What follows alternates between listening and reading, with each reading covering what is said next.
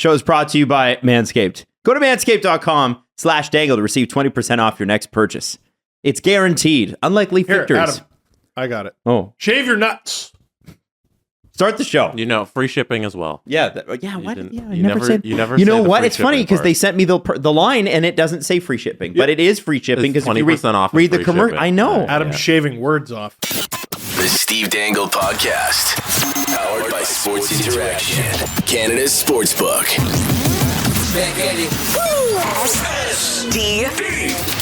SDP. The Steve Dangle Podcast. With your hosts, Steve Dangle, Adam Wilde, and Jesse Blake. Oh, I bet you thought we would start today's show with the Leafs or the Canucks. We're not.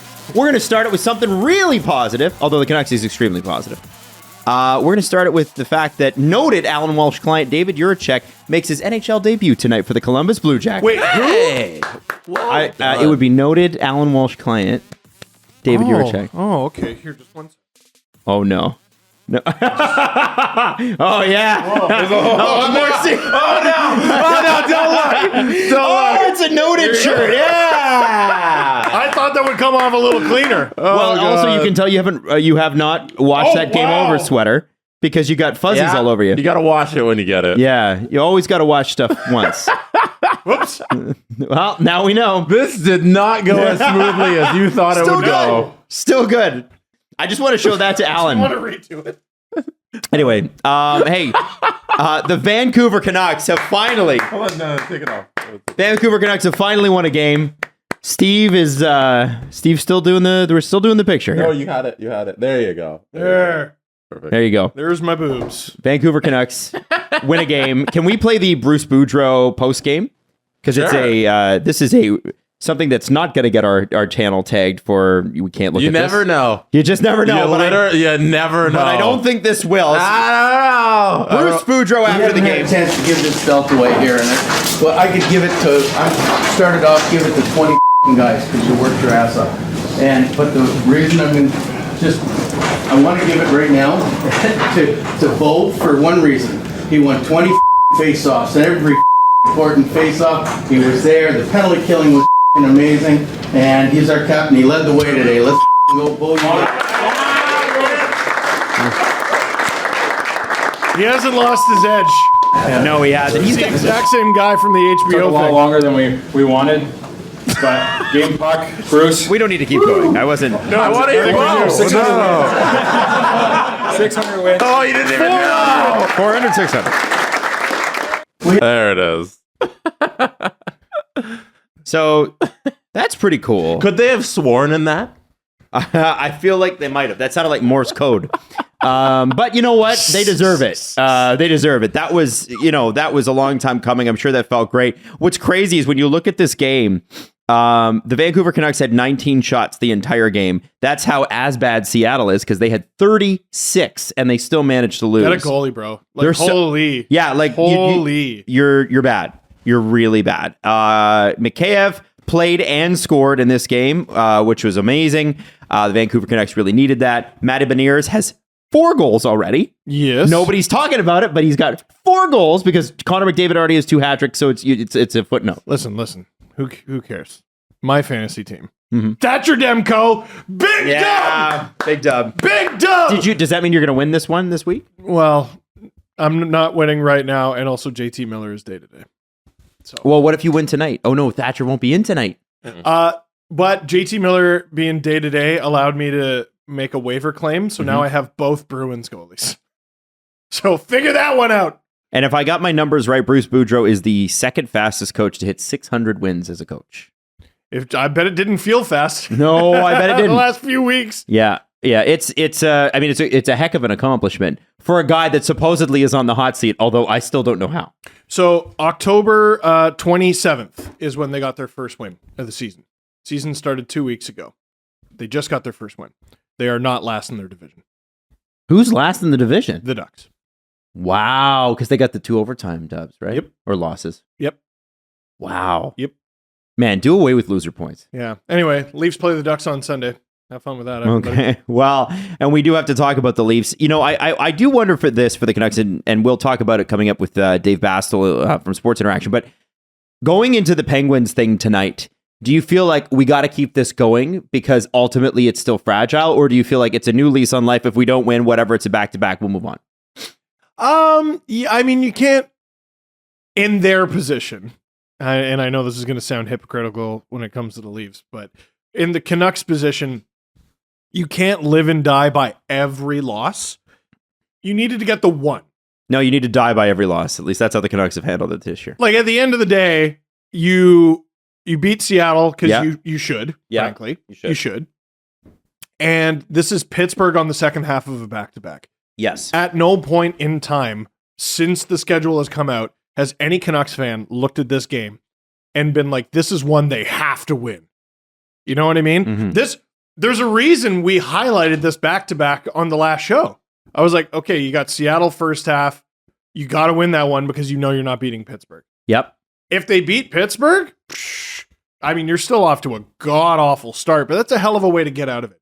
You win back-to-back games, and it's against a team you frankly shouldn't have beat. The Penguins in a back-to-back scenario is bad.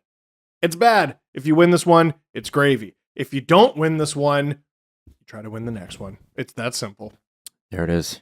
I know that was a very hockey answer. Who's the backup? Who's starting tonight? Spencer Martin. Spencer Martin. All right. Yeah, because like we brought up Demko, and like I wonder how the change in having Martin in there is going to affect the team tonight, because he wasn't good last night versus Seattle. Demko wasn't. Like he let in a couple easy ones, and like on the Matty Beniers goal, like he was the next closest player was in like Alberta when he was on his breakaway. It was disgusting defense there, but like Demko didn't help them at all in a 5-4 game. And all season he's under 900. I think I had it up here. He's a I don't have a save percentage yet. 800, 892, 846, then a 923 versus Carolina, and then an 889 last night. Like, Demko hasn't been great, and I wonder just to switch to Spencer Martin tonight will help the team a little. Yeah, but, like, you got to look at some of those goals, man. Like, I did Dangits yesterday, so I'm a little fresh on this stuff. That overtime winner from Minnesota is one of the funniest goals I've ever seen. It's one of the funniest goals I've ever seen.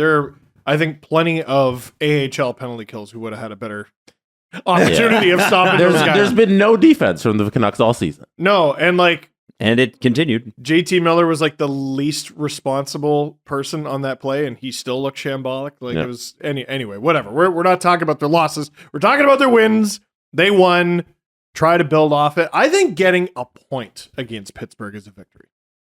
Okay. For them. Well, and they can do that. Another team that got a point last night, the Toronto Maple Leafs. Man. Now, we're not going to do anything. We're getting into You Can Bet That first, but then it's Toronto Maple Leafs time. So let's get into it. Sports Interaction, Canada's Sportsbook, presents You Can Bet That with David Bastel. Must be 19 plus. Please play responsibly. Ontario only. Now, we just talked about it. The Canucks finally get their win.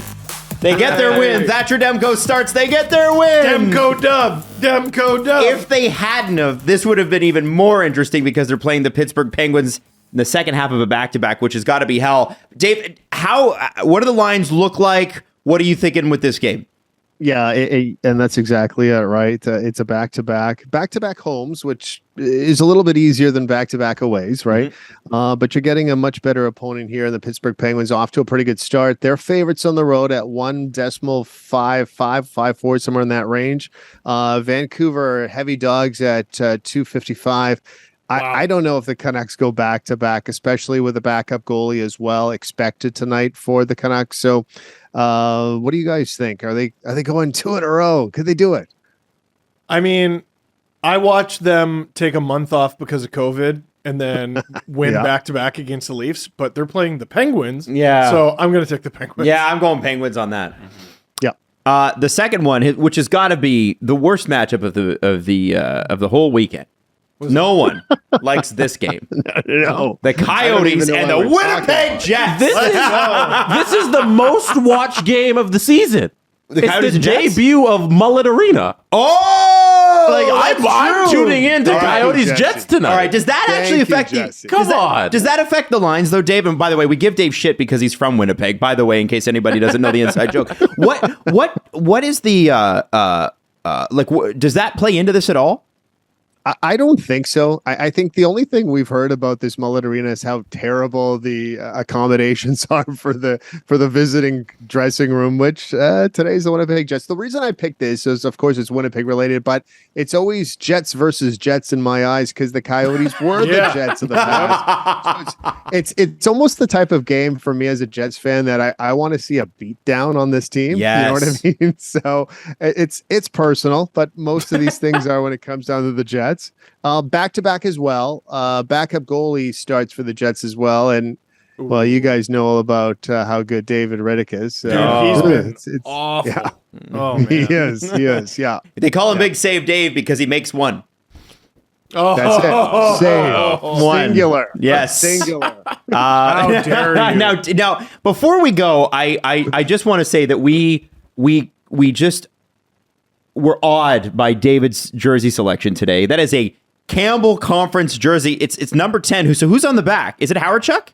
Dale Hawerchuk. Yes, okay. Absolutely. From the late 80s, early 90s. And I've got to say, because that's what the conferences, or sorry, the divisions used to be called. Now, I've got to ask, David, do you have, because you were like, oh, this old thing, I just threw it on. It was no big deal. I want to know, do you have like a jersey collection that you're hiding from us? Oh, yeah. Yeah, I probably have about 50 jerseys, yeah. Oh, can you start showing them off? I guess. I mean, well, you guys probably have the same amount because over the years you start collecting them and all of a sudden you look in your closet, it's like, wow, I have 10 Leaf jerseys? Yeah. Wait, you know what I mean? Like, because I have about 10 or 15 Jet jerseys, right? We'd like to see them. I think you need to start breaking them out, man. Okay, I'll tell you what, every Friday I'll throw on a different jersey. New Jersey Friday. New Jersey Friday. New Jersey Friday. Better than the team. Love it. Wow. Dave. Much better than the team. Thanks so much, guys. Have Dave. an awesome weekend, eh? You too, buddy. We'll see you Monday. sportsinteraction.com/SDPN and follow him on Twitter at Dave Bastel and at SIA Sport. And now a word from our sponsor, BetterHelp. Now, we talk about mental health a lot. It's extremely important when it comes to sports. You talk about sports psychologists and that sort of thing, but, it's like going to the gym for your brain, right? Something that's extremely important. And the thing about BetterHelp that we love so much is if you're inspired to try therapy, if you finally got to the point where you're like, I think I need it, honestly, if you just feel like you need somebody to talk to, BetterHelp's amazing. You can get matched with somebody in like 48 hours. It's convenient, it's accessible, it's entirely online, and it's affordable. And honestly, you're just filling out a brief survey, and you can switch therapists at any time. And this is the thing. Some people are comfortable with phone calls. Some people are comfortable with video. Some people are only comfortable via text. BetterHelp offers all of that. So when you're ready to feel at the top of your mental health game, therapy can get you there. Visit betterhelp.com/SDP to get 10% off your first month. That's betterhelp.com/SDP. Our next sponsor is a pretty cool product. It's Athletic Greens. Jesse Blake, what do you like about Athletic Greens? It genuinely makes me feel good. I feel like you take a multivitamin, you're like, I peed out half those vitamins. With Athletic Greens, I take it and I'm like, oh, I actually feel like I have a little bit more energy. I feel like I'm a healthy guy now, and it genuinely makes me feel better. Well, why haven't you given me any? What? There's a way that you can get some. Steve, have you not listened to the ads? Yes. Go get your own with our promo. Can you explain? Well, hang on one sec. It's lifestyle friendly. Jesse, if Jesse was keto, if he was paleo, vegan, dairy-free, gluten-free, he could eat it all. He could have it. No problem. Right now, if you want to reclaim your health like Steve does, I do. We want to hook you up. Athletic Greens is going to give you 1 free year supply of immune-supporting vitamin D. What do I have to do? And 5 free travel packs with your first purchase. I'm getting to that. How? All you need to do is go to athleticgreens.com/SDP. Thank you. Again, that is athleticgreens.com/SDP to take ownership of your health and pick up the ultimate in daily nutritional insurance. Thank you. After years of fine print contracts and getting ripped off by big wireless providers, if we learned anything, it's that there's always a catch. So when we first heard about Mint Mobile offering premium wireless starting at $15 a month, we thought, what's the catch, right? Well, there isn't one. Mint Mobile's secret sauce is that they're the first company to sell wireless service online only. They cut the cost of retail stores and pass those sweet, sweet savings on to you. And listen, we've been using Mint Mobile. We love it. We want you to try it too. For anyone who hates their phone bill, Mint Mobile offers premium wireless for just $15 a month. Mint Mobile gives you the best rate whenever you're buying for yourself or your family. Families actually start at 2 lines. Here's what we need you to do. To get your new wireless plan for $15 a month and to get the plan shipped to your door for free, go to mintmobile.com/SDP. That's mintmobile.com/SDP. Cut your wireless bill to $15 a month at mintmobile.com/SDP. Not available in Canada. Leafs lose another, quote, unacceptable game. Yep. They do lose a lot of unacceptable games. Every loss this season that the Leafs have had has been against a team that did not make the playoffs last year. So if you want proof that the Leafs do play down to their competition, it's not just your eyes. This does happen. Now, a lot of people are going to point to this one stat. Okay. Right now, the Leafs are 27th in goals for per game in the entire NHL. 29th in 5-on-5 goals per game. When you have the firepower that they have, Matthews, Marner, Nylander, Tavares, Robertson looks good. Bunting started kind of cold. You expect some of that to change, correct? Like, at the end of the day, there's no real reason to freak out here when the puck's just not going in for you. Is there, Steve? Well, the puck's not going in for them, but my question is, are they putting themselves in a position to score? Because they seem to get goalied a lot. And, sorry. This is my list of excuses from last year, from that Rangers game against Shesterkin. It's the same goddamn team. It's the same team. Year in, year out. It's disheartening. You hear it in my voice. Yes, I'm tired because of the schedule last night. It's the same damn team. So the puck's not going in for them, and it should be going in more. We've seen some ridiculous. It shouldn't be Blackhawks bad. No, like that one, that save by Logan Thompson in the Vegas game. Yeah, it's absolutely ridiculous. And wasn't there another one off a pad and off the post or something? Yeah, that was the Matthews they've goal. gotten unlucky. But last night was the Leafs in a nutshell. They're playing a bag of crap team. The Sharks they're not. They're terrible. They're awful. And the Leafs fall down 3-1 because they took. I mean, how many 2-minute 5-on-3s are there a season? It's not many. How many teams go a full season without even giving one up? Like a clean 2 minutes. Clean 2-minute 5-on-3. It's very rare. So Leafs go down 3-1, and then what happens? They Harlem Globetrotters their way to bringing themselves within 1 because that's something they're capable of. Austin Matthews has the best shot in the league. He uses it on the power play. It goes in. That's not a surprise. That was an inevitability. But they lose. They lose because for the rest of the game, they're just not there. They don't look interested. They don't look like they care. They're the most swaggerless group that I've seen since the last one. It's bad. It's dire. And last night was sort of my, flag in the earth. This team needs a change. I've seen enough. Well, it's only been 8 games. Shut up. They're third in the division, Steve. I'm begging you to shut. Are they seriously? Yeah. Well, you have Ilya Samsonov to thank for that. They are 6th in the conference. Absolutely hilarious. Absolutely hilarious. They should be 1st in the league. They should. I know that sounds unreasonable. Look at the Bruins record. Why isn't that your record? They're look at the 7-1. teams you've played. Yeah. Look at the teams you've played. And didn't I call it? I call it? Because the Bruins play Bruins hockey. Because the Leafs have lost 4 games this year, and as I told you at the beginning, the only 4 games they've lost is to non-playoff teams. And I gave Jesse shit a couple days, last week I think it was, when the Sharks beat the Rangers. I was like, What do you think about that? It was supposed to be like a fun thing. Yeah. And to be honest with you, the 2 Sharks wins have come against the Rangers and the Leafs. The Rangers, I think, was the second half of a back-to-back, was it not? I believe it was. Yeah. And I don't even think Shesterkin was playing. And then the Leafs, it's just. So here's the thing. Both things can be true. This can be a very good team, but still not live up to expectations. As I've told you, to me, if you don't win the President's Trophy, or at least be within a couple points of it, you should be in the conversation to win the President's Trophy with a group this good. And here's the thing: don't take it from Steve or from me or from Jesse when it comes to this team is unfocused and not playing well. Let me tell you what Austin Matthews had to say. I don't think we've put together a full 60-minute game. What year is this from? This is from last night. Oh, okay. Just checking. David Kampf. It's not an excuse, right? The season started early. And he said, it's a good question. I think we're trying our best, but it's just not coming. Keefe has an answer on where it's coming from. It's all from Luke Fox's article this morning, by the way. It starts with the D, their touches. Their first touch has to be better. Now, the Leafs, believe it or not, have they have the 7th least expensive D core on the ice right now at $18.26 million because Muzzin's off. Right. Yeah. But Elliot Friedman also then said, I believe it was post-game last night, but it might have been in the second period.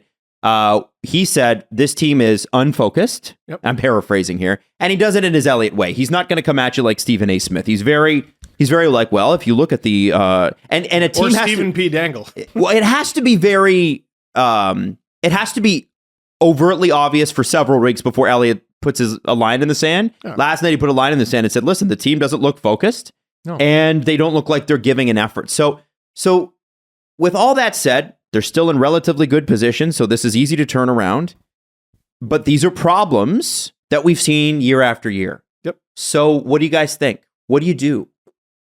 You got to shake it up. You have to make a deal.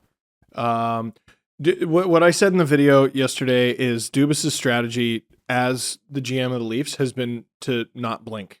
I'm going to stick to the process. These are my guys. Loves his guys. I'm going to stick to my guys through thick and thin, for better or worse, in sickness and in health. He's married to this group, and it's about time you blink. It's a blink, Kyle. Blink, for the love of God. Your eyes are bloodshot. Well, there's a difference between not being overly reactive and not acting. Yeah, right? man. So don't get them confused, right? What happened? Oh yeah, Kerfoot could be gone. Hall could be gone. They got a really difficult decision to make with Muzzin. They didn't do anything.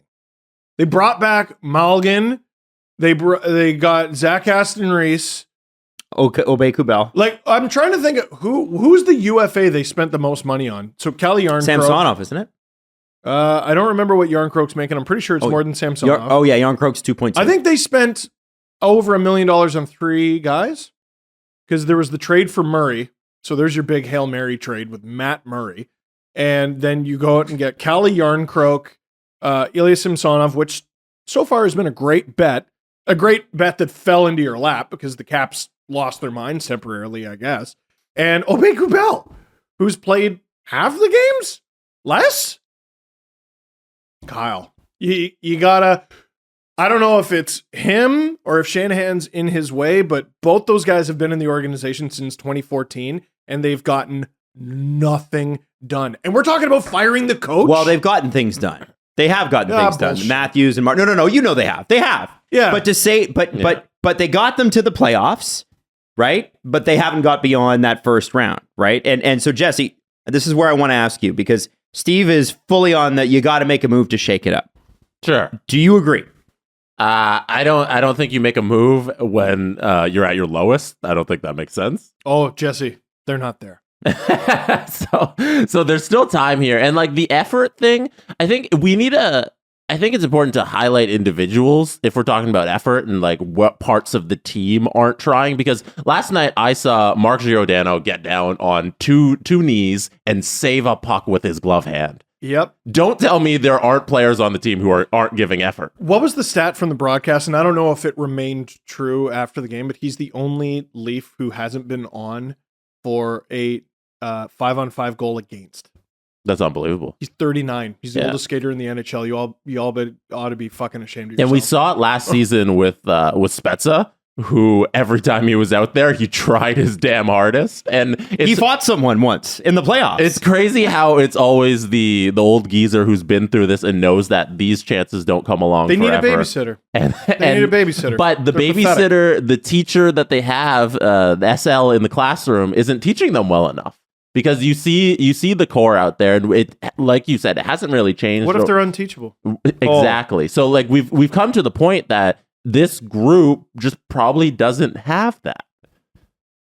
Like you don't. I said this in the video. You simply don't in your DNA, and it's okay. It's unfair to expect you to do something you're incapable of doing.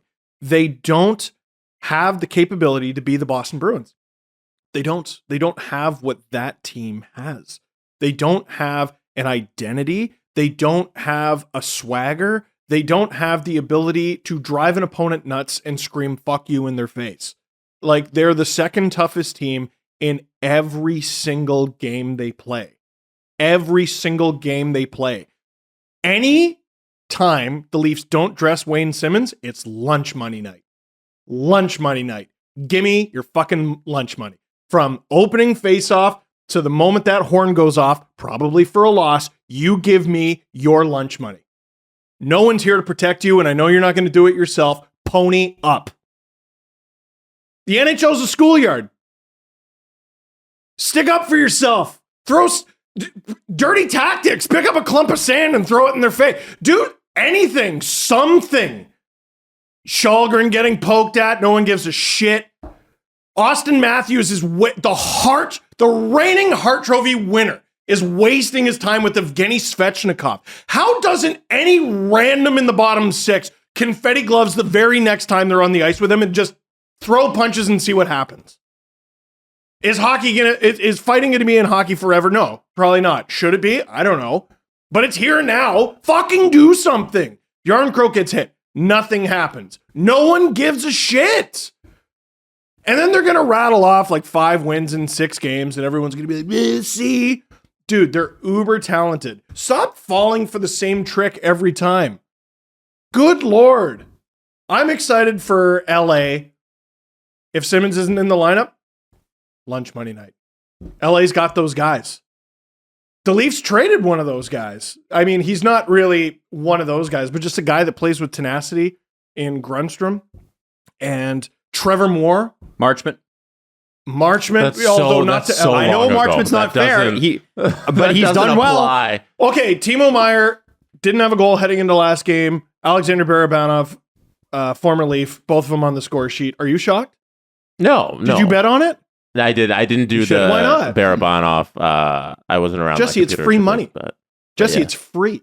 What do you have a money allergy? Mine's kind of similar. I think you're getting away from the conversation here. The Jets They're win. predictable and bad. Like, I don't know what else you want. Was the best win of the season because of the effort they gave. You know, we saw that. And like, Adam, I know you hated Clifford and Simmons in the lineup, but like, they drove the effort that game. Isn't that scary? And it's terrifying. It's not good that's what it took. And it's like, terrifying. We've seen time and time again that the core doesn't have, and you talk a lot about the toughness and like fighting and all that, but I'm looking at even the skill parts of the game they're not putting in the effort. So wait, make a pass. Because that's interesting. I want to talk about that. That's really, what do you want to? So like, you have to give Dubas credit for putting together the lineup that he has, because you have the reigning Hart Trophy winner.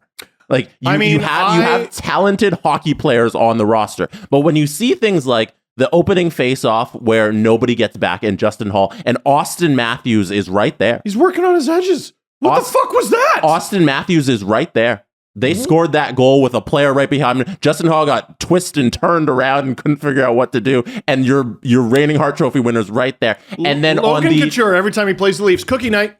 On the OT winner by Erik Karlsson shouldn't be able to get away like that. No. Like he's fucking Kentucky Derby winning the Triple Crown. So he's running with a horse race. I was losing my mind because I did that thing where you go, oh, fine, and you like look away from the screen for a sec. So Nylander makes the giveaway, and I'm like, who's the right-handed shot on the breakaway? Oh, it's the guy that was skating right next to Nylander. It's just Karlsson had the awareness to be like, here's what's happening. And I mean, intelligence beats ability in this case. And I mean, it's still Erik Karlsson, repaired ankle and all. So I don't think they don't have a thing going for them. I don't think this is as much about, hey, a guy laid a big hit, you got to retaliate. It's also, you have to hustle back and play defense. Well, which maybe the next coach will get them to do it.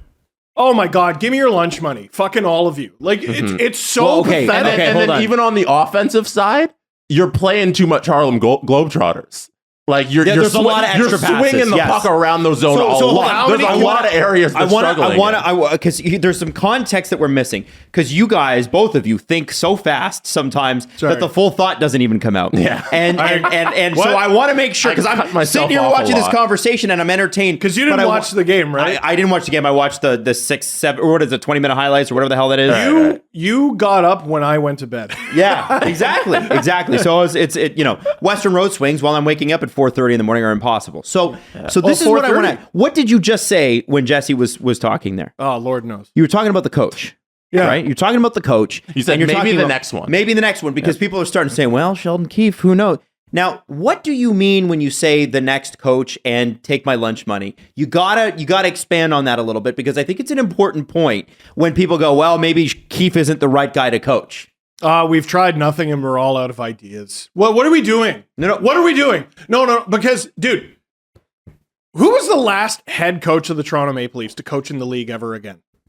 Jesse, he asked me this before the show, so this is a little unfair. So I'm going to have him ask you. Paul Maurice. Paul fucking Maurice. Did I get it? Did Randy never coached again, eh? Call me Steve Dangle with the trivia. Is that a thing? Everybody does it. Every I need trivia, that in a CanCon song. I need that really bad. Adam, can you make that happen on I'm Friday? sure. Yes, Yeah, absolutely. Bars. The last time Paul Maurice coached the Leafs, he only coached them for 2 years, which is so weird. Yeah, and he was a short pretty, stint. And then they said maybe the next guy. the last time. Let's give a guy no goalies, and maybe the next guy will be fine. The last time he coached the Leafs was 2008. He got a job the next year back with the Canes, of course, and they lost in the third round. So 07-08 was his last season with the team. Yeah. 07-08 was my first season making LFRs. Who are the coaches in between Paul Maurice and Sheldon? So you got Keefe? Ron Wilson, Randy Carlyle, Peter Horacek, Mike Babcock, Sheldon Keefe. Sorry, Adam. No, yeah, it's fine. There it is. And Sheldon Keefe has the highest winning percentage in Maple Leafs history. Sorry, you're wrong. Randy did coach for the Ducks for 3 more seasons after. Yeah, he did. I forgot about that. And they got to the third round, and Steve Simmons was like out there trying to dunk on everybody. Yeah, because he went that back to the happened. Ducks, right? Yeah, he did. He Yeah. did go back to the Ducks. Yeah. Wow. I forgot that happened. Yeah, Get yeah. absolutely shit on, Steve. Dangle. Your trivia is wrong. Yeah. Your bar is garbage. now. Yeah, I got it wrong. That sucks. Anyway, okay, so it was Randy Carlyle then. But Sheldon Keefe is like 120 and 60 or something like that as Leafs Well, he's coach. had a good team. Yeah. But he made them better. He did a better job with them than the last guy. The last guy didn't do that. No question. Last guy wasn't able to do that. Sure. Question. So Sheldon Keefe's team is also better than any Babcock team. Yeah, he's. I think deployment had something to do. Babs would intentionally ice a worse team because it suited his ego. We know that. yes. No, We know that. and he was brutal, but like he's not the first or last coach to ever do it. So what is firing Sheldon Keefe going to do? Oh, because he can't get through to the room and he can't motivate. Oh, maybe the next guy will. Fuck. Please stop. Please stop. They've been here for 7 years. You're going to give them their third coach now? You mean Stop. Who's them? The core. And? Marner, Matthews, And Nylander. And who? I mean, Riley's been there the whole time. And who? Tavares. Shanny and Dubas? Shanny and Dubas. Oh, I was like, Tavares? No, Shanny and Tavares only had Dubas. like one Babcock here. You Yeah, got man. you got to take that into account. Yes. Yes. So- make the hard decisions. I'm not impressed or even interested in your fucking cap maneuvering when they're not winning. Oh, we kept Robertson down and we called up these 3 guys and we signed this guy to a 2-year. I don't fucking care. This team has needed change for quite some time. I'm sorry, Kerfoot's on the top line. That's enough. That's enough. They win 7 of their next 10. What do you say then? Same shit. Why? Tell me why. Because Why is important? I have laid out how the Leafs have success even at their worst. And that is they have more talent than you. They do. Because even if they play... Yeah, you think they do. I know they for have objectively most teams, more they talent. do. Like, dude, they Drive can is- play 20 minutes and put together a couple goals and get a few saves and make it to overtime. And then who knows? You can do that. They've won several games like that this year. The stat from the broadcast that blew my mind is the Leafs. They said the Leafs are going for their 5th come from behind victory this season. And I was like, 1, 2, 3, 4. What the fuck? All their wins have been come from behind victories? Yeah, they haven't led going into a third period, I think it was, or something like that. Ew! Yeah, that's not really acceptable. Ew! Yeah. I don't respect you. You're not intimidating. You're gonna get the backup treatment soon. You guys are disgusting. So when you say, oh, this team is more talented, the way I look at it is all of the intangibles like effort and hustle and playing sound defense and toughness, all of those things, I think, go into talent. So if they miss 4 of those categories, I'm not going to sit here and say you're more talented than your opponent. Yeah. You're lacking core skills that it takes to win a hockey game. And what are those core skills, Jesse? The ones I just listed. And if they play a team with equal talent, I mean, it's logical to assume they're not as talented. They're not going to win. No. If they play a team as talented as them, they're going to get outworked. They're going to get out-meaned. Yes, and they're going to get out everything. Those things, outworked and out-means, go into your talent. Yeah. That is half of talent is your effort. Half of success is just doing it repeatedly over and over and over, and you're not trying, then you're not talented. Matthews is getting all this praise for snapping the streak and scoring a goal where he also cost one. He was the principal cause of one against. Mm-hmm. I'm just not willing to give that to you. Marner, looked like he was desperately trying to will the team to give a shit. He gives a shit, man. Engvall played his best game of the season in a game where he took a penalty that the Leafs got scored on against. Dude, they're in trouble the way they've started the season. And I said they might struggle to start the season. I called that months ahead of time. I didn't think it would look like this. Why does this? Because I really want to get granular with this, because I think there's the perception sometimes when the Leafs are bad, and Leaf fans, I don't know why feel this way, but it's like, oh, you guys are being too hard on them. Look at where they are in this. I want to refute that. I started doing this. I didn't do this to dunk on the Leafs. I did this to defend them. I want them to win. You want me to go through the fucking views on my LFRs? No, season wins and losses? We don't need that. They watch more for the losses. I am then that must mean you want them to lose. I'm actively cheering against my own success. If they went 82-0 and no one watched, I'd be the happiest boy on earth. Well, actually, then they'd go 0-4 in the playoffs. I think the point I'm trying to ask is there is something about the way they're losing. This is what I'm getting at, and this is what I'm pushing you guys towards, is there's something about the way they lose these games that feels oddly familiar. And it's sort of, it's not that they're not capable. I think that's very clear. I think it's frustrating that they are capable and not living up to it. Mm-hmm. So you can tell me, hey, they're third in the division. They're sixth in the conference. They're doing great. They're going to be in the playoffs. Absolutely. That's all true. But this team is capable of more. And as a fan, there's nothing wrong with you being upset and expecting more.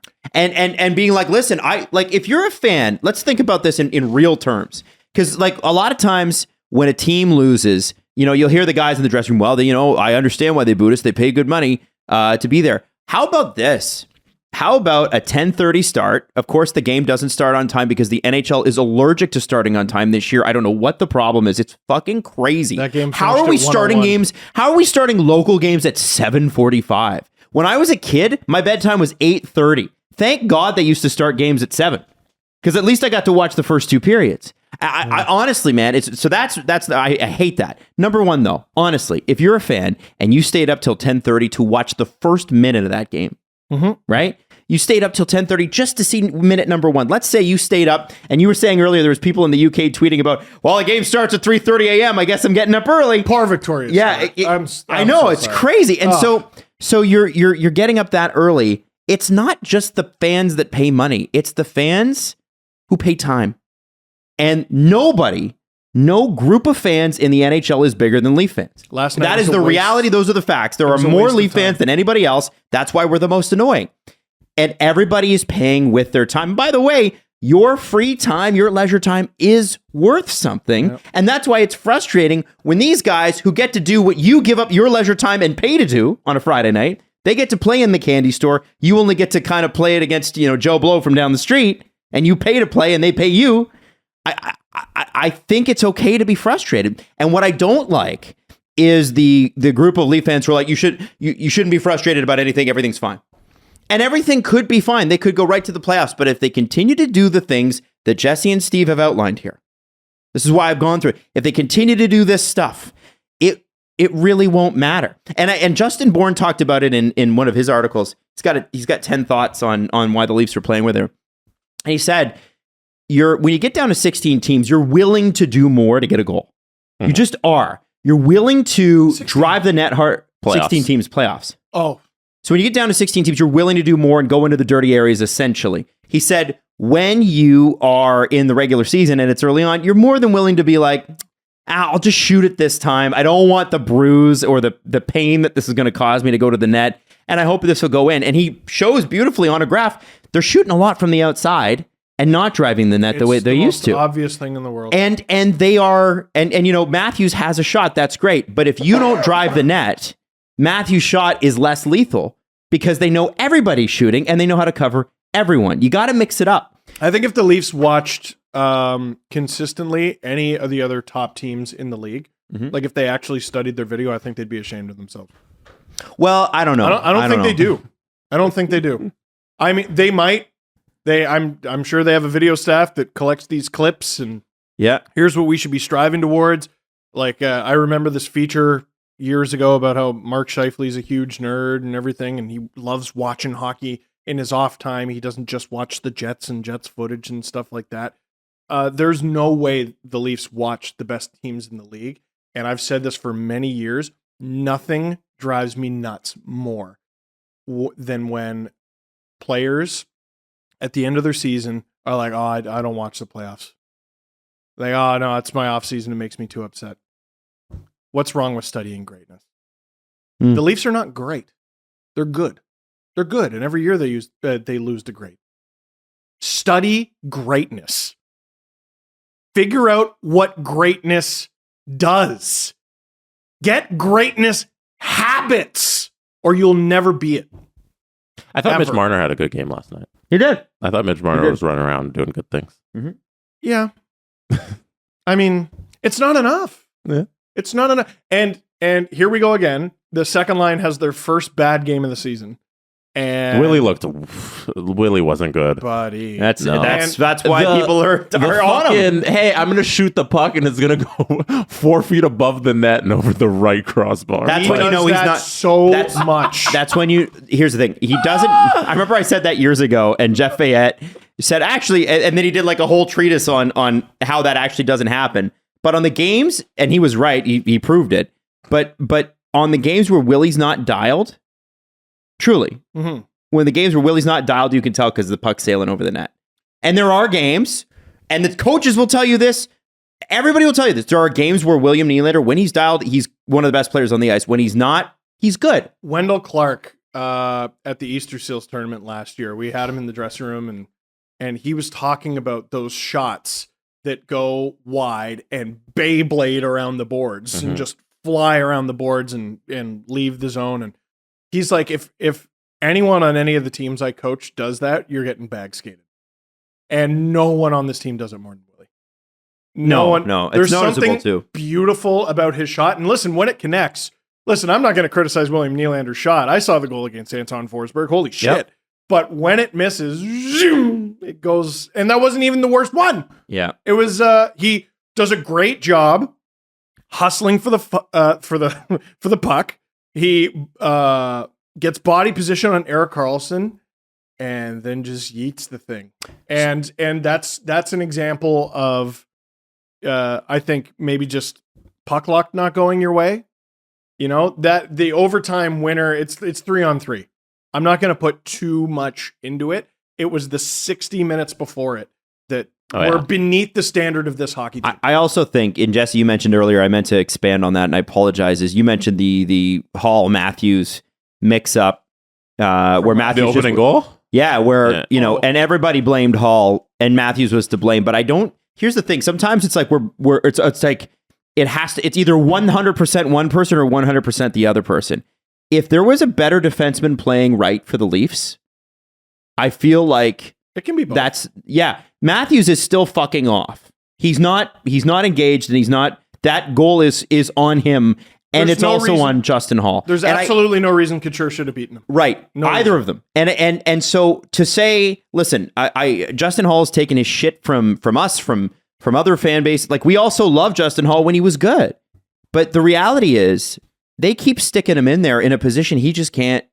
He's struggling. He needs, like, they talk about how they shelter Victor Mete. How do they not shelter him more? And I know it's because Jordy Ben and Timothy Liljegren are trying to come back here. They're on their conditioning stints. Right. But I mean, with Justin Hall, for me, I look at that and I go, that player is their 7th best defenseman. Keefe talked about it starts with the D and the movement starts there. The first touch. And the power play was moving the puck extremely well. Mm-hmm. It's not like they're not doing anything. But it's the power play. And it's Morgan Riley. It is the power play. Was it the first goal that Justin Hall was on the ice for? Yeah. No, the one for the Leafs. I'm pretty sure he contributed to the first goal, and he looked not sure. nice. There were moments in the game where Justin Hall didn't look like a defensive liability. Isn't that the team? Oh, there were moments. Yeah. They have enough talent to give you moments every single game. Every single game. It's the full 60 minutes, and they just can't be arsed.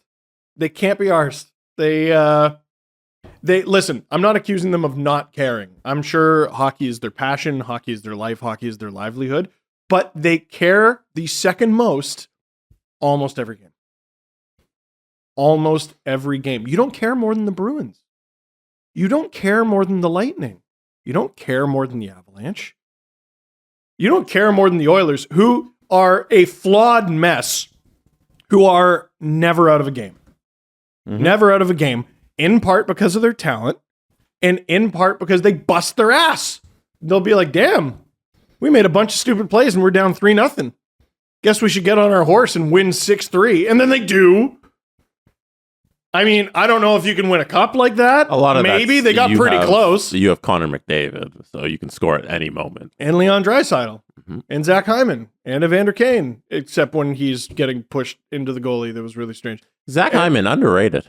That's great what Morgan Riley said. Yeah, great start to the year. Yeah.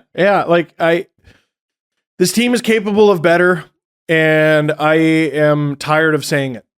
Okay. I'm tired of saying it. I'm tired of saying they're capable of better. I've said it enough that they're clearly not. Make a move. Okay. And we can save it for Monday, but a lot of people are going to say, hey, Steve, what kind of move? Let's find out how they do against LA and Anaheim. And then maybe at game 10, we can talk about it. It's Saturday, Sunday, right? Yeah. Oh, wow. Yeah. You're not making a move in the middle of a road trip. No, you're not. Is it late night Saturday? No, it's 7. They're doing so. I don't know. It's a 4 is the p.m. Ducks start. a late night? It's 8. Okay, that's not so bad. That's not good. Better It's not, fucking it's not 10:30. fucking great. It's I'm not going to lie, but Sunday Night Football's on. I know. That's why the NHL doesn't book the Leafs on Sunday, because they know that it's just a wash. It's lost ratings for them. Well, and I mean, what is the Leafs' record on Sundays over the last 3 years? Terrible. They're a terrible Sunday team. Terrible. Like Bedard sweepstakes. Yeah. So we'll move on, though. Jesse wanted to really talk about this. This is the goal review in Edmonton last night. Jesse, can you set this up? Yeah, I think I said this probably in March or June, whenever that long string of NHL referee problems was happening last season. But I'm gonna broken record this and say, hey, the referees, they don't know what they're doing. So last night in the Oilers oh man, I game, can't wait to have everybody on my show, all the referees, to talk about how great the refs actually are. Who? Where are you doing this? When are I'm talking every traditional hockey show I see? They're like, well, we had this guy former ref and this guy former ref, and it's been great. They're doing great, guys. They're doing great. That's like, I'm sorry, but it's stop asking the refs. Stop asking other refs if refs are good. Can I ask you a question that I know the answer to? Yeah. Did you watch Steve's Dangles yesterday? No, I did not. You suck. I'm sorry. Well, I'm joking. Go watch the... Time's a little limited at the moment. Go watch the last one. Okay. When you have the chance, where I break down the Alexis Lafreniere penalty that wasn't a penalty at all, because I get to break it down with footage on that thing. Okay. They committed to getting it wrong. And Dave Jackson, I didn't realize this the first time I watched it. Dave Jackson, ESPN has as an officiating expert. Yeah. And he's like, yeah, they're not allowed to review this. So he knew the problem right away. Right. Dave and I have DM'd back and forth. He's a nice guy. Yeah. And they bypassed the problem anyway, though. So they got to go over to Gerard Gallant, and they're like, we saw that you're right, but we weren't allowed to see it. So we're going to pretend that we didn't. What kind of an elementary school league are we running here? Well, so Jesse. Yes. What do you got for us? I'm trying to bring up the video for you guys. I thought we did a really good job of wasting time. It won't let me bring it up on Instagram, so I'm trying to bring... Oh, here we go. All right. So here we go. Here it is. So last night, it is the Blackhawks Oilers. The game is tied, I believe at the time, it is tied 4... No, the score is 4-3. It's tied 3-3. So the Oilers are trying to score this goal to go up 4-3. Who's the Oiler who just goes, what the fuck? So what happens is Kane... Are you able to put it on that screen or no? No, I can put it here. Okay. It'll be too much effort. What happens is Evander Kane and Seth Jones are in front of the net. They're tangled up. Seth Jones kind of pushes Evander Kane into the goalie. Goalie falls over, flat on his butt. Not seconds later, minutes, kind of like a minute later, puck cycles back out. They don't show the goal in this clip. Evander Kane gets up, he scores a goal. So he gets the puck, he scores a goal, and then they call it on the ice, they call it a goal. They go to video review, they call it no goal. So this clip doesn't have the goal. Which I think is very important to show you guys. So there's a fight in front of the net. I think Evander Kane gets pushed, knocks over the goalie. Play continues. Evander Kane gets up, goalie gets up, Evander Kane scores. And it's a clean goal. They go back. Did the goalie have a chance to make a save when Evander Kane got off him? So remember last episode, I talked about what Keith Primo used to do when he was on the Flyers? And I've fallen and I can't get up on top of Ed Belfour. Mm-hmm. That. Exactly that. So I understand why the goal was waved off. However, Seth Jones definitely pushes Evander Kane into Alex Stalock. And Stalock does my least favorite thing that all goalies do in those situations. He doesn't even make an attempt to get up. So the shift ended for him when he fell down. In between... I can't possibly make a save. I got touched 10 seconds ago. Kane gets knocked over there. Let's count how long it takes for the puck to go around. Knocked over. 1, 2, 3, 4, 5, 6, 7, 8, 9. Get up! Get up! It's Stalock in net, right? It's Stalock in net. This happened a few years ago with the Leafs and Kings. Jonathan Quick just stopped. He just stopped playing, and they called it back because, I don't know. So Stalock, this is even worse than that one though. That was 9 seconds. It's a whole cycle of a play. Kane gets up, he's the one who scores the goal after getting pushed into the goalie. Stalock, he doesn't go retrieve his stick. And Elliot mentioned on the broadcast, and I think it was on the first intermission or the second intermission after this happened, that could have been a reason that you can call the goalie interference is continuing because Stalock never had an opportunity to go get his stick, and if he doesn't have his stick, then it's less likely he can make the save. Did Kane get a penalty? No. It's a fucking goal. It should be a goal. It's absolutely a goal. Yeah. It's goalie interference 9 seconds before the goal that wasn't called as a penalty. It's a goal. Mm-hmm. What are you doing? What are any of us doing? Did the Oilers win last night? So in the end, they won with 20 seconds to go. Kane passed it to Draisaitl, and Draisaitl. So the Blackhawks didn't get any points? No points. Puck don't lie. The right thing happened in the end, but it's a ridiculous call that makes no sense because on the ice, he called it a goal, the referee, and they went all the way back and said no goal anymore. So this is the thing, right? Remember we were talking about last episode where if you cross the line and you're offside and the first shot or the rebound go in, then it's no goal. After that, sorry, you fucking missed it. Here's what I need to know. What I'll say with Evander Kane there is Evander Kane is a big man who is extremely strong. So is Seth Jones. Yes, but Seth Jones can't upend Evander Kane like that unless Evander Kane wants him to. And he did. You saw him fall. He's like, oh boy. And listen, I get that that's frustrating or whatever, but I just have to say that if this is where you want the game to go, then you're not going to enjoy it very much. This is how you ruin a product. So I'm going to give you an example, not from hockey. Formula One penalized two-time world champion Fernando Alonso last weekend. The middle finger. So Lance Stroll, who's a Canadian, took out Fernando Alonso with some pretty dangerous driving this past weekend. at the last Grand Prix in Austin, Texas. Fernando Alonso somehow saves the car, continues driving. It's damaged, but it's drivable, and goes the whole race and finishes 7th place, which in his car, his team, with a clean car, nothing wrong, the best they can probably hope for is about 7th place. Okay. Because Mercedes, Red Bull, and Ferrari are that much better. Those Steve, 6 are drivers you following? Yeah. So you're getting that. So you're like, holy shit, this guy damaged his car, still finished 7th place. That's insane. Heroic. So the FIA, which is the governing body of motorsport, said, yeah, sorry, that what you did there was super dangerous. You should have come off the track, retired the car. We're going to give you a 30-second penalty. Now he's downgraded to 15th place. And this is a 2-time world champion. And he also, I love Fernando Alonso because whenever he gets quoted, he talks about himself in the third person and about how great he is. We need to talk about Fernando Alonso quotes more because he's amazing. But then 2 days later, because of public outcry, the FIA reversed that decision and made him P7 again. So now he's P7. And so because ultimately they realize that, yes, if you follow the rule to the letter of the fucking law, that's probably, I guess, what should have happened. But in actuality, and there was some challenge issues and stuff like that, and we don't need to get into the details. The product is better if he finishes 7th. The product is better if that goal goes in. So this wasn't even the rule, though. No, it's not the rule. It's not the rule. The goalie interference is gone. I think 3 things are true. I think Seth Jones pushed Evander Kane into Alex Stalock. Mm-hmm. I think Evander Kane was stoked to fall down on top of Alex Stalock. And I think Alex Stalock was stoked to have Evander Kane fall on top of him. Yes. So Seth Jones made the wrong choice.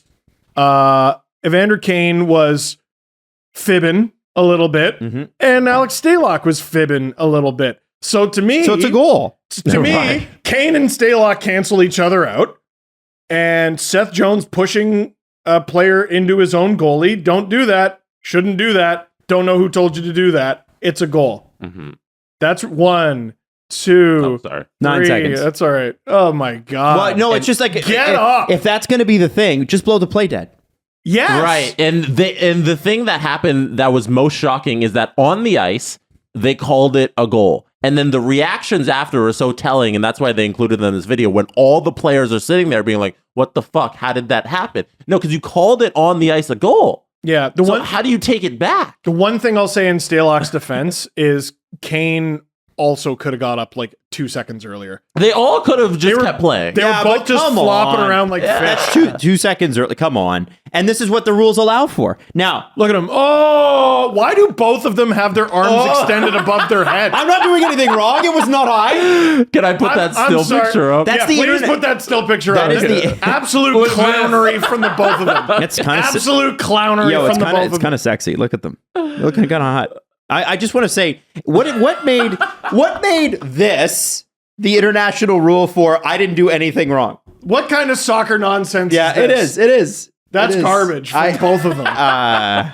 So that's the one place where I'll maybe defend the ref is okay. Like, you know what the ref should have done is like slid along the ice and gone 1, 2, and Stalock wouldn't have gotten up by the 3 count. In fairness, it was a 9 count. So I guess Evander Kane is the reigning intercontinental champion of this game. It's absolute clownery from everyone involved. The refs, Seth Jones, Evander Kane, Alex Stalock, everyone. And in the end, it should have been a goal. I think it should have been a goal. I understand why it wasn't. However, Oilers fans, do they ever forget? They do not. They pointed out that one of the refs from this game was one of the refs from the famed game where Ryan Kessler fell on and laid on Cam Talbot in the series between the Oilers and Ducks in 2017. Oh, I barely remember famed that. Series. Oh, what? Remember that famed series? You know, well, they fucking do. Ryan Kessler put Cam Talbot in a figure 4 leg lock. Yes, he put him in a Kurt Angle but then blow ankle it lock. Dead and call the penalty. Right. But they don't change the rule. That's the thing. Then educate the ref. No, that goal stood. This one didn't. That's what I'm saying. Oh, educate the referees and go, hey, you guys fucked up. So what you're going to do is, first off, you're going to get bag skated. Second, now we're going to take you into a classroom and explain to you the rules that you should already know.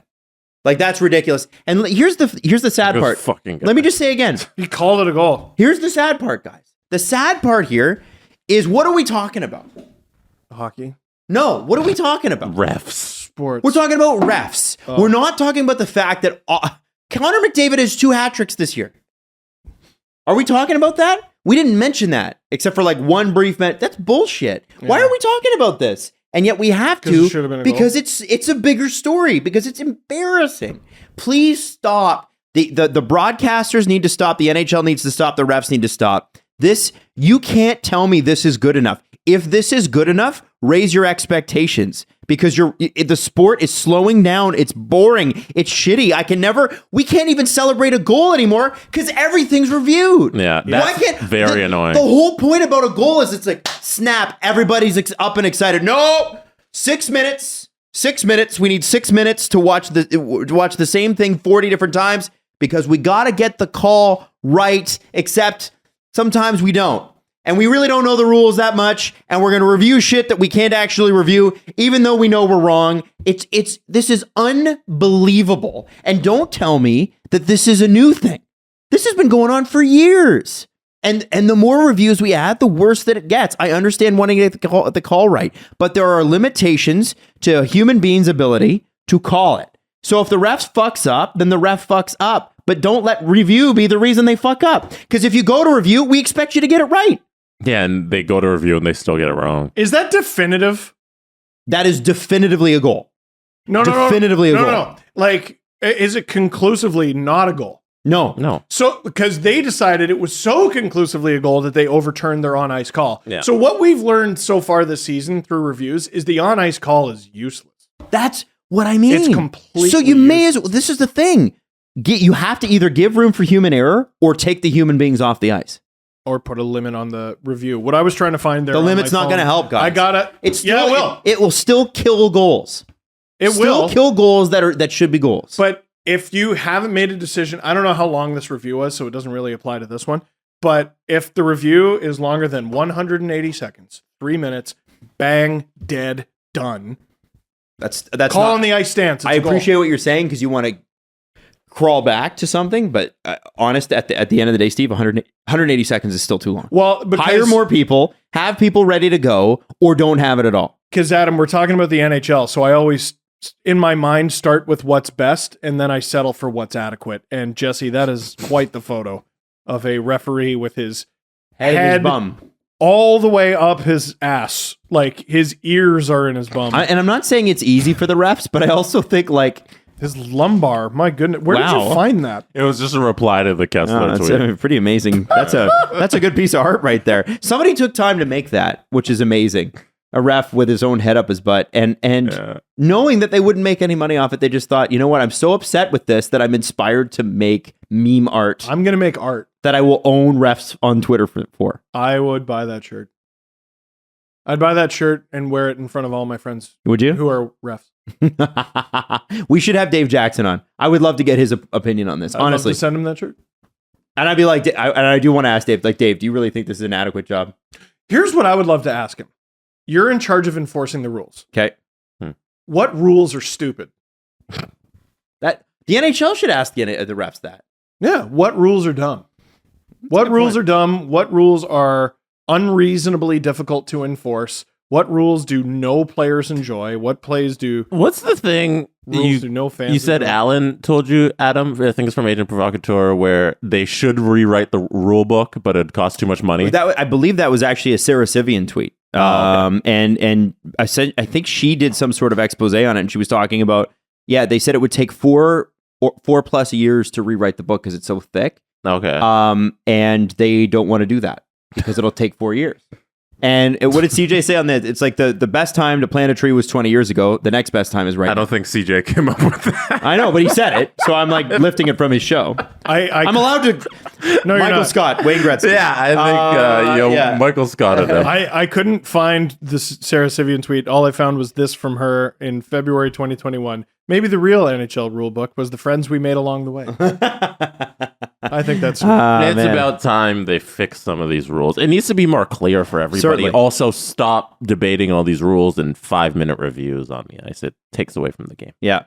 Also, the dressing room for the Coyotes doesn't actually look so bad. It's not bad. It's 4 games. Are you upset? I'm Shocking. not upset. I'm over it. Yeah. I mean, it's like we said last time. It is what it is. It was always going to be bad. We so did I our guess ranting when it was relevant. Yeah. Like, what you think this is acceptable? What? Well, now it's here, and I'm like, well, we've already done that. we have to accept it now. The difference is, it's not acceptable, but it wasn't back then. Now we have to accept it because we've gone down this road. It's like the restaurant that you wanted to go to is full, so you just, okay, I just won't eat. No, go to another one that's open. But find a solution. That's here. less good. The Coyotes are, listen, they're not in thrive mode. Yeah. They're not. They're in survive. That's adequate for now, for 4 games. Can I dovetail the Kane no goal with something that happened a game before between the Blues and the Oilers? Okay. Let me see. Jordan Binnington somebody needs to hit him because you're not allowed to touch a goal. You just saw that. You know what? Somebody would punch Jordan Binnington and then do a review half a period later when the team scored. They'd be like, sorry, we're going to take that back. You punched Jordan. Once again, we can't show the footage because the NHL Wait, are you footage. talking about that face wash that we just saw? On wasn't that bad. the game before with the Oilers and the Blues, Jordan Binnington punches Evander Kane in the face. They're going to show a replay very shortly. Do those two not like each other? It was such a little cheap shot for Kane for just being near the net. It's ridiculous. And I'm tired. Like in the middle of play, he backhand fists Kane and Kane sold it. Like let's be honest here. Kane sells it. But also, you can't go around backhand punching people in the face, Jordan. You know what? I actually don't have a problem with that. What? I don't either. I don't mind that either. I actually like that. Kane is in the blue paint when it happens, and Binnington was not. He's trying to receive a pass for a one-timer from Draisaitl. And Binnington's trying to stop him. And Steve, You can't stop a player by punching him in the face. Watch him. That's illegal. Except that it's a national only illegal hockey if you league. get caught for it. If you get called for it. No, Binnington got knocked out of the playoffs because a player ran into him and he wasn't happy about it. Right? So that's him protecting his blue paint. He added some flair. He added some. He was unnecessarily rough with it. I agree.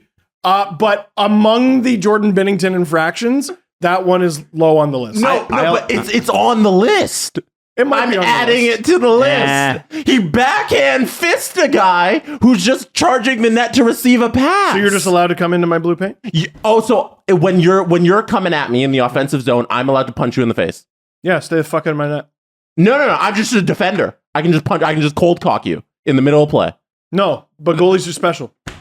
He's a player on the ice who cold cocked another player while the player was playing hockey. Yeah, but consider this: refs don't like Evander Kane, Also, let me just throw this at you if I which can. is relevant, man. If I can throw that at you. That is exactly what I want to see somebody on the Leafs sometime ever do. Fucking A. That's you know what? And listen, I have made fun of Binner more than anybody else on this show because I think he has pulled some weasel ass moves. What do you think? I like him? Like no, I think You guys are so wrong about this. Here's the thing with Binner is that like I understand why Blues fans are devoted to the guy. Yeah. I get it. I completely understand it. But when he's 100 feet out of his crease and he's throwing air punches at people, I'm like, okay, you're that's a D-bag move. You're a D-bag. Jesse, you know who didn't really have a problem with that? it? Evander Kane. He's driving the net and he gets him in the face. He just and then skates away. Is Evander Kane does the right thing, by the way. What Binner's trying to do is get him distracted. And what Evander Kane does is goes, I better keep playing hockey because the refs are never going to call that. Yeah, no, I think he understands. Yeah, I drove the net, I got in his blue paint, and he got himself a little bit of room. You guys. Ken Reed, room. One, Adam, you're so wrong about this because the equivalent of this would be Jason Spezza headhunting a guy who's falling on the ground and shouldering him in the head. No, it's not. That's the same. That's the same thing. Oh, definitely. This is a goaltender. This is a push off of his head. This is it. That's what it is. No, backhand, left hand in the face. Jesse. Is what he does. Jesse. His left hand hits Evander Kane in the visor. Listen, we should be thrilled that something that Jordan Binnington threw actually connected. Yeah, first of all, Honestly. that. Second of all, That he had balls enough to actually get close enough to a guy to connect. Jesse, you'd be correct in a philosophy lecture. You're simply not correct in the real world. You're not. You're Book not smart, not street smart. Okay, right, Steve? Yeah. Okay. You know what, Adam? On second thought, it is a pretty stiff shot. Listen, I'm not even Jesse. I'm not even saying it's not illegal. I'm saying it rules. This is the NHL. They call less than 50% of the punch to the face. They do. It rules when a person who's playing defense, because that's what Binnington's doing. He's playing goal slash defense. He's the goalie. He's defending the goal. He's the goalie. Cold cocks someone who's coming near him. The next time Morgan Riley is doing a little back skate in his zone, and Tarasenko's coming up to him, I want Morgan Riley to take his left hand and backhand punch Tarasenko in the face. The equivalent is Ilya Samsonov. And are you saying I wouldn't cheer for that? I'd lose my mind. I'd get his jersey the next day. No, it's a player on the ice punching another player to defend the goal. Happens all the time. It's allowed. It's not. Yeah, it is. If you punch somebody in the face during play, it's a penalty. Did they call it? No, because it's Binnington and he gets away with everything for no reason. Listen. Because guys in the league have that. The Leafs need a guy who's like, fuck it, this guy can get away with fucking everything. Darcy Tucker used to be that guy until they started calling him. Darcy Tucker used to be like, he'd just skate along and it would be like D2 where he'd be like, boop, boop, boop, boop, boop, boop, on everybody's helmet for the Ottawa Senators, and they fucking hated him. And you know what it distracted from? It distracted from Matt Sundin and Steve Thomas and Freddie Modini and Alex Mogilny and whoever else scored goals for them back then. Someone read my book. I went to the last game I ever went to at Maple Leaf Not Adam. Garden. What? I definitely read it. I audiobooked it. I did not read it. That counts. That counts as reading. You fight me on that one. It counts. It's 2022. It does. Nerd. Anyway. It counts. Yeah, Nerd. No, and also punching's legal, nerd. Anyway. Yeah, punch everybody in the face during play. Yeah, do it. It's fine. At 5-on-5, just punch people in the face. It's the NHL. It's Get hockey. good. Yeah, Get good. no. Anyway, so do it. It's the NHL. Get good. So, Adam, the last game I ever saw at Maple Leaf Garden, Darcy Tucker was on the Tampa Bay Lightning, and he was driving the Leafs, Sundin especially, nuts all game long. And he was doing dirty shit all game long. And guess what? The refs called him. No, they didn't, because it's the NHL, and Steve Thomas dropped his gloves and beat the shit out of him. No. And they later became friends and teammates. And what did the Leafs do? They traded one of their good young prospects in Mike Johnson for him. Yeah, they said, you know what? We need that guy. You scored 20 goals last year. We still need the guy that scored 16 or whatever with the Lightning because he's going to drive people bananas. Yeah, and then they put Steve Sullivan on waivers, one step forward, two steps back. God. But it's traded Jason Smith for a second round, fifth round pick. Here you go. Here you go. No, Jesse, listen. It's illegal and rules. It doesn't rule to see a child throw a tantrum. You're letting the fact that it's Jordan Binnington blind you. That matters. Ilya Samsonov did that. It matters. But that's not what we're talking about. Oh no, he's a shithead. Okay. No, I didn't think that was what was on trial here. You were what? It's a part of it. What's the name on the back of the jersey? Jesse, of the guy throwing the punch. You're a wrestling guy, and these are two heels. Yeah. Also, yeah. I don't like either of these men. You could find two. No, the worst person hit the other worst person. Yeah, the worst person. Kane is also selling it a little. Terrible. The worst person you know makes a great point. Makes a great punch. And I'd say that's what. And also, what is he? A southpaw? Shut up, Jesse. Get good. The whole context is a goalie punched, cold cocked a skater who's coming towards his net. Can you imagine a goalie doing that, Canucks fans? They're losing their mind right now. Oh, I bet they are. They had Tim Thomas voodoo doll just with machetes through it. That goalie who threw the punch has a long history of throwing tantrums. Yeah, no, he has a history of throwing tantrums where the punch isn't real. Okay. But he fucking punched that guy. Because I think someone said in the offseason, hey, Jordan, maybe if those punches were real, guys would stop running directly into your knees. And, he learned his lesson. I think we should take out of the game getting punched on the ice. Jesse, while you're playing hockey by a goaltender who constantly throws punches. You're missing the point here. The more Jordan Binnington actually punches guys in the face, the more likely it is someone does it to him. Mm-hmm. This is progress for, you should be cheering for this. You should be. I'd pay to watch Evander Kane and Jordan Binnington fight. Yep. There you go. And you're telling me what is it further from happening?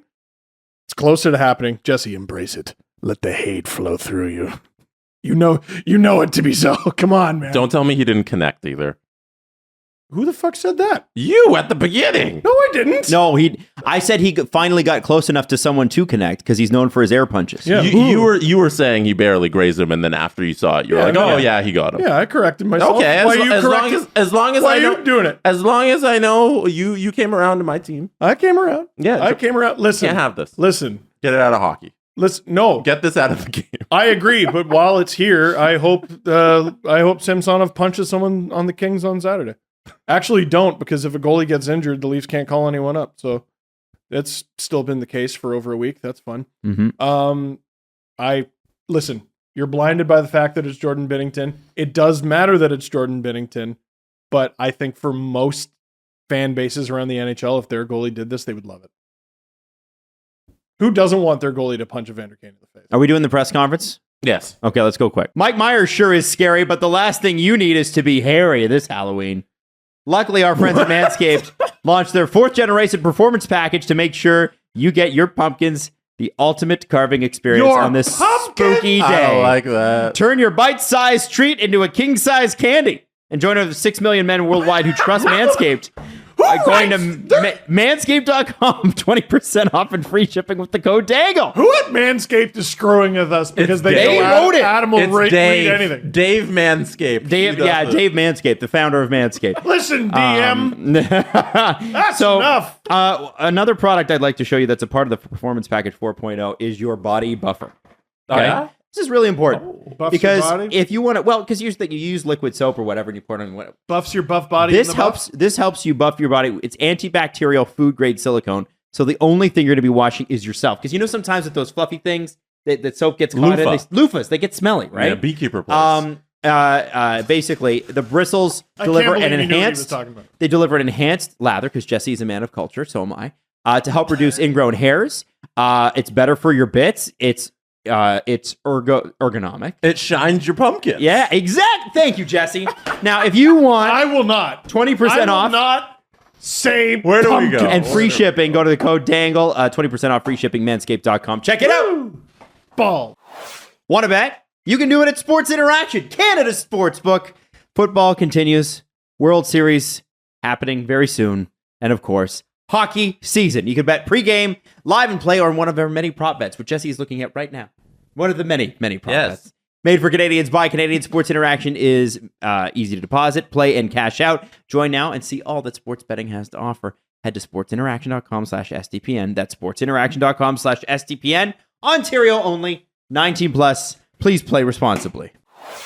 These days, every new potential hire can feel like a high-stakes wager for your small business. You want to be 100% certain that you have access to the best qualified candidates available, and that's why you have to check in LinkedIn Jobs. LinkedIn Jobs helps find the right people for your team faster and for free. And we're actually, as a group, just getting into hiring people for the first time. It's difficult. It's a real... you would not believe how you're like, oh, wow, this is a heck of a lot harder than I thought. So LinkedIn Jobs makes it a lot easier. You add your job and the purple hashtag hiring frame to your LinkedIn profile to spread the word that you're hiring. There are simple tools like screening questions to make it easy to focus on candidates who have the right skills for a very specific job if you're looking for it, and experience as well. You can quickly prioritize people because that can be a challenge too, right? If you get a lot of applicants, good for you, but then who do you pick? How do you even begin to funnel that? So LinkedIn Jobs helps you find qualified candidates you want to talk to faster. Post your job for free at linkedin.com/SDP. That's linkedin.com/SDP to post your job for free. Terms and conditions apply. Want to bet? You can do it at Sports Interaction, Canada's sportsbook. Football continues. World Series happening very soon. And of course, hockey season. You can bet pregame, live and play, or in one of our many prop bets, which Jesse is looking at right now. One of the many prop bets. Made for Canadians by Canadians. Sports Interaction is easy to deposit, play, and cash out. Join now and see all that sports betting has to offer. Head to sportsinteraction.com/SDPN. That's sportsinteraction.com/SDPN. Ontario only. 19 plus. Please play responsibly. The Presser. SDP. The Steve Dangle Press Conference. For the press conference, I just have some very interesting follow-ups. First of all, Adam, do you want to talk about the reaction you got to last episode where we talked about your lack of focus? Oh, I got a ton of people who were like, hey, man, you should get tested for ADHD. And what was crazy about it was everybody said it. All the comments, I appreciate everybody who like leveled with me too. They weren't like, hey, you're a fucking idiot. It's more like, hey, which you get far too often. Well, I get it. It's fine. I don't. I don't fucking you get it a lot too. It's the joys of what we do, and I get a lot of, hey, that show was a lot of fun, guys. So it's, it all washes out. Yes, and I think 100%. I also think you gotta change your relationship with social media and stop blaming others. And that's what I did. But I think in this particular instance, I just. It was nice to know I wasn't alone, because a lot of the stuff that I got in trouble for, a lot of the stuff I haven't been able to figure out, a lot of stuff that's driven previous partners absolutely crazy about me, are all the things that I kind of outlined there, and I did it in sort of a funny way. But this actually has been a bit of a problem in my life. So I am actually going to go.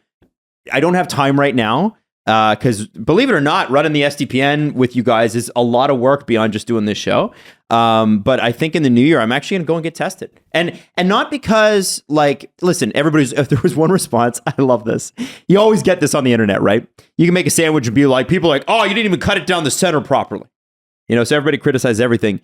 One person was like, well, you should just tough it out. We got to stop diagnosing problems. And we just got to tough it out like our ancestors did. Why don't we talk about all the nice messages? And so what I'm saying with that is the point is it's I completely get that point of view, because that would be my parents' generation's point of view.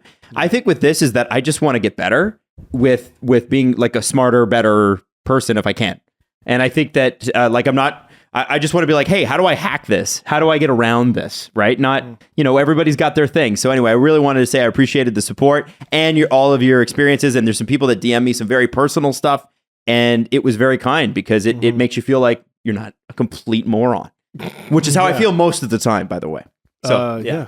Anyway, that was great. Thanks. Yeah. I should probably get tested too. Yeah. All right. Next thing, I love what we've started. We have now done it a couple times. We are the podcast that checks in on concession prices around the National Hockey League. I had this in the lineup. Oh, you didn't bring it up, so failure to you. Maybe you should get tested. We didn't have time. Maybe you should get tested. Scott Coleman tweeted me, and he said, beer prices in LA at Crypto Arena, Kings versus Bolts. Quantity 4 20-ounce Michelob Ultras. Total after tax, $76 American. Yo, holy shit! Yo, that's $19 a beer. American for a 20 ounce. 4 20-ounce Michelob Ultras, $76.41 American. So how much is that before tip? How much is that? So that'd be like $19. Okay. So to give you an idea, in Toronto for the Raptors game, at least, I don't know if the Leafs are different. I don't think they are. Coors Light for 20 ounce is $13.50 Canadian. Awesome. That's free. The most expensive one you can get, that's free. It's basically free. The most expensive beer you can buy is Creemore Lager. And we sell them in 20 ounces and 28 ounces. Even the 28 ounce is $17.75 Canadian, which is 60% of the American dollar right now. I had to look it up. 16 US fluid ounces is 1 pint. You know that MLSE is going to be like, well, they're charging that. We can too. Mm-hmm. You know it's going to happen. Someone's LA's listening right now. $19. Like the Toronto MLC will be like, we can do that. And this is what I'm saying. Stop. Like, listen, I understand if you want to go to the arena, have a beer. Stop eating at the arena. Go to a restaurant. Restaurants have gone through a hell of a time in the last 2 years. Frequent a local restaurant. The concession stand, if you can afford it, at your local stand. Yes, but I'm saying if you're going to a game and you're going to eat, if you can afford it. You're gonna afford to eat. Oh, you know what? I can afford to eat Edmonton Oilers chicken sandwich prices, but I can't afford my local restaurant. You know what I just did? Yeah. Here's what I did. You Twittered me. No, I started the conversation from the beginning. From the beginning of the earth, yes. if you can afford to eat. Well, because we got a lot of responses. Eat. I'm not sure what I'm going to do. We got a lot of responses like, well, what if you can't afford it? And it's like, well, I mean, Then don't go to the game. Yeah, you have bigger problems if you cannot afford sustenance. And listen, Maybe like is housing also an issue Yeah, for you? no, it's not that. It's not sustenance. It's sustenance at a hockey game. Right. I thought we were starting from the very beginning. Oh no! You started even further back. What is happening? No, The Oilers' prices are too expensive. They're And we too don't- damn high. And then we're just like, you know what? Let's talk capitalism. Let's talk about it. no, I think. And I it's think like, okay, I understand, but also, holy fuck, can we just talk about the Oilers for a sec? my point is, if you're gonna, because the thing is, going to a game's a treat, right? It is expensive, no matter Yes. where you are. And the whole thing is, it's supposed to be something really special. When my mom had Leafs tickets, I was vibrating for like 3 weeks with excitement. Just so, we're going to go and I'm going to get my jersey out and I got to make sure I don't wear it because it might get a mustard stain and I don't want to be stained and going to the Leafs. What if Matt Sundin sees me? He'd be embarrassed. Like I was that way. And so what you want to do is you want to go to a game and you probably want to have a beer. Have enough money to go to the game plus have a beer. But if you are worried about the concession prices, and I don't blame you because that's effing ridiculous, eat at a restaurant that charges less. And don't worry, the concession stands inside Scotiabank Arena or Climate Pledge Arena, or it's not Staples Center, it's crypto.com. Yeah, crypto.com arena. They're going to be fine. They're not going out of business, but your local mom and pop shop might. I feel like Spend your money there. We're the further down this rabbit hole we go, the more I'm like, I feel like we're not breaking news that food and drink prices at sporting events is unreasonable. I don't know if we're I think the prices have gone up enormously in the last couple of years. I can't on imagine everything. those beers were not that expensive at a Kings game 2 years ago. I don't know. I don't know. Well, I mean, we were playing games. It's also a nature of years ago. businesses when they have you trapped somewhere, they charge like a shit ton for food. Like, I don't know if you guys have been to Wonderland in the last 5 years, but a slice of pizza at Wonderland is like $7. And if you go to your local pizza, it's like $2.50. I'm scarred. I'm scarred with Wonderland. It was one of the worst driving experiences of my life. I was in the back seat waiting to get into the parking lot. It took us like 3.5 hours to get to Wonderland once when I was a kid. The worst one, it's the worst traffic jam I've ever been in my entire life. And my parents' 1995 Ford Taurus station wagon with no air conditioning in the middle of July. We drove home from African Lion Safari and there was an accident. So it took 5 hours. That's not good. 5 hours. We ordered pizza at 9 at night. I didn't know that was allowed when I was 9. I also want to say that, like, you go to the movie theater, popcorn doesn't cost any money, but they charge you a lot of money. Popcorn's very expensive. And that's why I used to make fun of my mom and be like, why are you bringing goldfish crackers in your purse? Like, this is ridiculous. Now I get it. And every time, because it's so painful to pay for it inside because you're like, oh my God, I'm throwing money away. The movie theaters make as much off of selling popcorn as they do off the tickets. Yeah. Because the markup on popcorn, like you said, is so ridiculous that it's stealing money. Well, and have you ever been to like a liquor store or a beer store and been like, I paid more for this at a restaurant. What's up with that? Yeah. They mark it up, man. They mark it up. Mm-hmm. I don't know. Like, listen, it's shitty. And I do think a lot of these organizations are gouging. Mm-hmm. I don't know what the solution is here because you're just asking big corporations to not be greedy. And we already know that doesn't work. So I don't know what we're going to do about that. Last follow-up. This is the follow-up section. Last episode we talked, I think it was last episode, we talked about how companies are releasing video games that are broken. Like all the time. Yeah, this is interesting. We got a ton of responses from a few people who work inside the video game industry. I saw this morning. Fascinating. Yeah, this really one cool. is from Nigel. I don't know if it's the same one you guys are talking about, but this one's from Nigel. It's not. Send us an email. Nigel said, I've been working in games for a few years now and have some insight. It happens because video games are an absolute mess to make, especially AAA ones, especially ones with really short development cycles. What's AAA? Sorry. So AAA, those are the big games. Oh, okay. So the big games like EA's games, like Madden is a AAA title. Cyberpunk, Call of Duty, those are AAA titles. And then you have like the indie ones. So Nigel says, especially ones with really short development cycles like yearly sports games. They have a very small window to add new features and polish them. There comes a point in closing a project where fixing a bug can have unknown consequences and put the project at risk. Or, more likely, there are bigger bugs that need to be addressed. At some point, the project will run out of money and it's got to see the light of day. The difference between a Red Dead Redemption and a Cyberpunk 2077 is Rockstar knew exactly where to cut and what to prioritize, while CD Projekt, those are the people who made Cyberpunk, did not. I can guarantee the dev team for NHL 22 knew about the maskless goalie bug. It probably happened when they fixed something else and couldn't address it before submitting the game for distribution. Happens all the time on every project. I've got it, Steve. Don't worry. Devs play their game and dev testers are always testing. Broken products get released because it's a business, not any sort of moral or professional failing on the developer's part. Okay, now it's interesting because Ada McVean tweeted us and said, as a former video game FQA tester who worked on a game that got recalled, which is Arkham Knight. I forgot Arkham Knight was, because it's actually, I believe now turned into a good game. I guarantee a ton of testers pointed out the missing helmets in NHL and everything in Cyberpunk, and were told, quote, works as intended.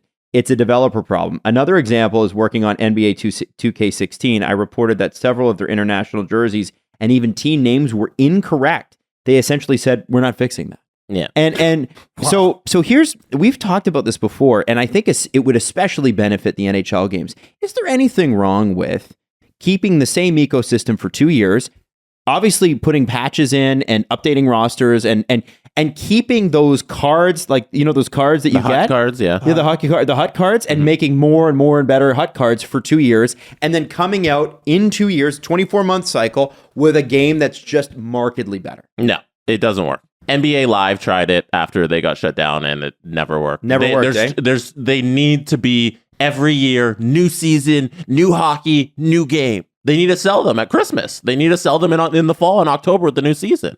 Like EA is like, no, we're making too much money. Why would we ever listen to you guys for the betterment of the game?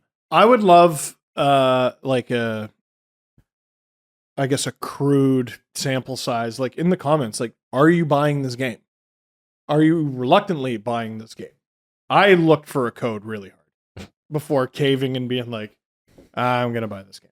Because I play 2 games every year. Maybe 3. And one of them is always NHL. It's been like that my entire life. So it is what it is. But I think a lot of people are just like, you know what? I'm just not gonna buy this. I'm gonna play something else. There's lots of great games out there, man. Oh yeah. Yeah. I haven't bought NHL in a long, long time. It's not because I hate the developers or think it's a bad game. It's just it got to the point where I was like, okay, this is the same thing over and over again. I've done this. I'd like to do something else. Yeah. And so that's why Red Dead Redemption was like, it was like going from black and white to color. It was like Technicolor, like, oh my God, this game is so deep and there's so many amazing things to do. I just downloaded Cyberpunk again. I bought it when it was all shitty and I never played it. So I've re-downloaded it. I'm very excited to play that. Games like Far Cry and Assassin's Creed, and like the history in Assassin's Creed is amazing. I love open world stuff. Yeah. I find NHL games very linear. Another thing about video games and fixing bugs and all that is when the PC version of Red Dead came out, they found all this cut content that they chose to keep out of the game. And my question is, why did you leave it in?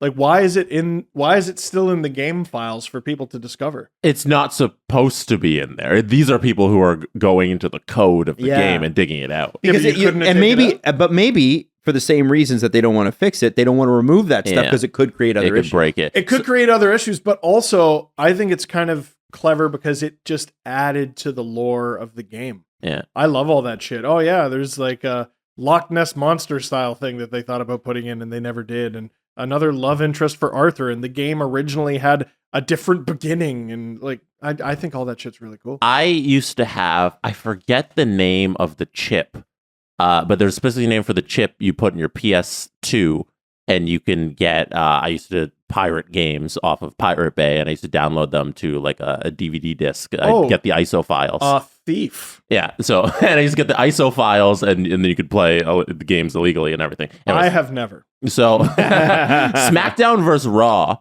Oh, hell yeah. In that game, if you had, I forgot the fucking chip. If you had the chip, you can go into the system, and there were characters that are encoded in the game that you could get wrestlers and you'd get them out of the code and you could play them into the game because they were never just deleted out of the code. So you get all these extra. You could play like the commentator. I forget who the Adam Cole.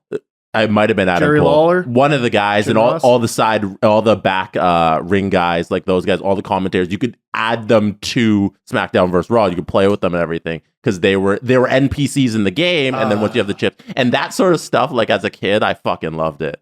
You know, so the fact that you're like Red Dead, there's all this extra stuff. Like, man, that's awesome. And you're talking about a system that came out like over 20 years ago. It was easier to hack those old systems. Like you can't do all this stuff anymore unless it's on PC, you know? Dude, there's original Nintendo emulators that are like, it's like they put a big box around an SD card. Yeah. Essentially. It's wild. Yeah, no, the emulators it's a game to like what can you get like Mario Party onto.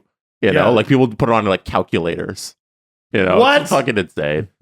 With Raspberry Pis and that shit. Like, it's awesome. You ever see the girl who got her phone taken away by her mom, so she tweeted from the fridge? I did see that. Oh, yeah, the Samsung fridge where you could download the Twitter app. Who would ever want that? Her. I've seen those fridges in people's homes, and I'm like, do you ever use them? They're like, no, we never did. Just I feel like it's advertising for the fridge. It seemed What do you cool. mean I can tweet from my fridge? Anyway, we'll wrap it up there because I know you're pooped. Yeah. Time to send Steve home. Last update. Nope, not on Monday, since we're talking about video games, everything just goes so smoothly.